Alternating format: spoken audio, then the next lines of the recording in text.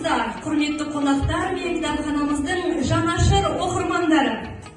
Бір ел бір кітап республикалық акциясы 2025 жыл ақын, жазушы, әдебиет сыншысы Тәкен Әлімқұлов пен Қазақстан Республикасы Мемлекеттік әнұранның авторы, көрнекті ақын, Қазақстан Жастар одағы сыйлығының иегері Жұмекен Нәжімеденовтың шығармаларына арналады.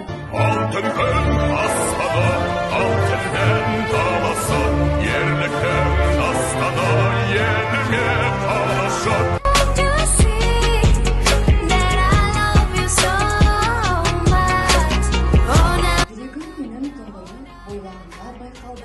Көктем мұхит, кең мұхит, қалармасыра байқалмай, ара жатқан алтынға, үйіне жатқан гауһартас, таң нұрында шалқыған сол бір теңіз шалқын.